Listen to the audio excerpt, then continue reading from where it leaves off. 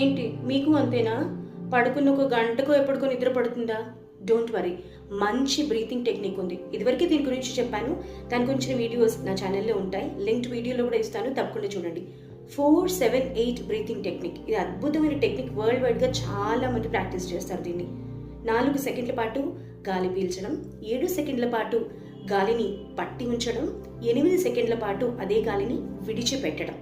ఇది 1, 2, 3, 4 టైమ్స్ చేస్తూ ఉంటే 10వ సారికి వచ్చేప్పటికి మీకు ఏమీ తెలియదు, నిద్రలోకి వెళ్ళిపోతారు మీరు. Sure shot. ఇది రోజు కనుక మీరు ప్రాక్టీస్ చేస్తే పడుకోగానే మంచం మీదకి వెళ్ళంగానే చక్కటి నిద్ర పడుతుంది. స్లీప్ క్వాలిటీ పెరుగుతుంది, నిద్ర నిడివి పెరుగుతుంది. అంటే మీరు కనుక తక్కువ నిద్ర ఉన్న మనిషి అయితే కొంచెం ఎక్కువ నిద్రపోగలుగుతారు, క్వాలిటీ స్లీప్ వస్తుంది. లేదు మీరు ఎక్కువ నిద్రపోయే మనిషి అయితే మీరు కొంచెం నిద్ర తగ్గిన క్వాలిటీ స్లీప్ వస్తుంది. క్వాలిటీ స్లీప్ వల్ల బాడీ మెటబాలిజం బాగుంటుంది, మీరు హెల్తీగా ఉంటారు. తప్పకుండా ట్రై చేయండి.